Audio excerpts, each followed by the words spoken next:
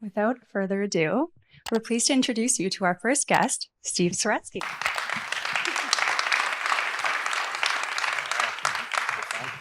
So Steve Saretsky is a Vancouver realtor and author behind one of Vancouver's most popular real estate newsletters. His dedication to analyzing stats, financial markets, and policies have allowed him to build a successful business among the top 1%.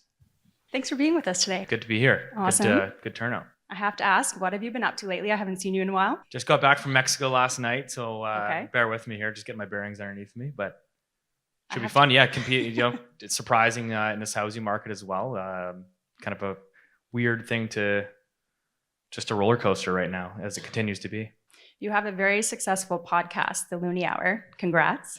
Yeah, thanks. A labor of love. Yeah, for anyone that's listened, it's been fun and quite the journey. Are there any interesting personalities or spicy topics that you've been speaking on lately in there? I think just the theme really over the last 12 months has just been central banks. I'm trying to get into the heads of central banks and figuring out what the next move is. Everybody's trying to figure out inflation, and I think that's really going to dictate a lot of the direction for housing. So trying to figure out the macro, as always.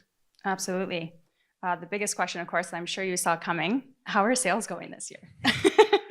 It's weird. I think everybody talks about this really active housing market, and it's a strange market because if you look at sales are running at their lowest levels since 2009. But then you've got new listings running at 23-year lows for the month of January. Wow. So I think the biggest thing coming into this year was the discussions towards the end of last year where, listen, mortgage rates are way up. They're in the fives. People are struggling with their variable rate mortgages. Everyone's going to start foreclosing. And so they're going to see this wave of distressed sellers hitting the market. And, here we are in January, 23-year low. So I don't know who had that on their bingo card coming into this year. And you had spoken in past about low sales volume. That's still the general sentiment. Are you seeing any changes? I think sales are trying to pick up. I think there's definitely some demand out there, maybe more demand that I'm surprised that people are willing to compete in this market.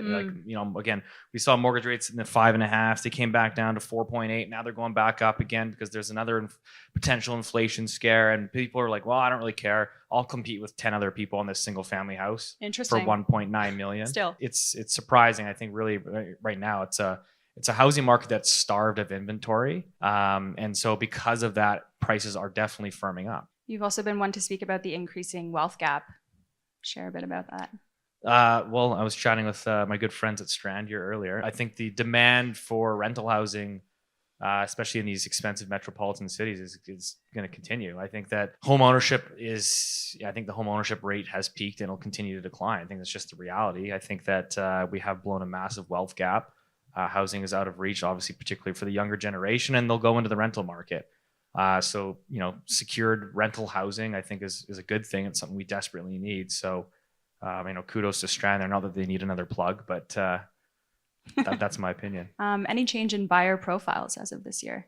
I think the biggest buyer profile, like the people that are transacting today, the strongest segment is young families. I think that there is that missing middle, which is, if you're a young family and you've got, a kid, 2 kids, it's either you're going into a 2-bedroom condo in a high-rise building or you're going into a single-family house.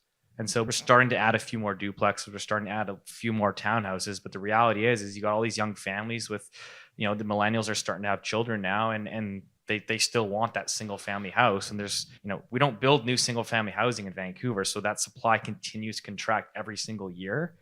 And I think that's putting an immense pressure on the single family. And that's why people are competing still today with mortgage rates in the 5. People are still competing for entry-level single family houses under $2 million. That's crazy. I was going to ask about product type, but you just responded. So there you go. What is the Saretsky forecast for 2023? Confusion.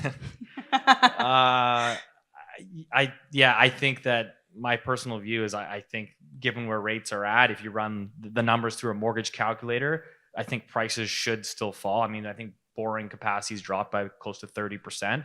Prices have not fallen 30%. No. I don't think they're going to, but logically, I think that prices should come down. Now, the problem is, again, you have no inventory. Mm-hmm. Why would any seller cut their price? think a no lot of people are competition. still waiting on the sidelines, hoping that to happen. Yeah, exactly. And Yeah. so they're waiting and waiting and waiting. So I think that I think we're gonna have a year of volatility. I think that everyone's trying to figure out, is inflation gone? Is it going to come? Could it come back in 2024? I think that governments are still, spending a lot of money, and that's certainly inflationary. So they're kind of fighting central banks, and I think that's the big thing, is I think volatility. Perfect. Thank you so much, Steve. We'll chat again later. Thanks for having me. Awesome.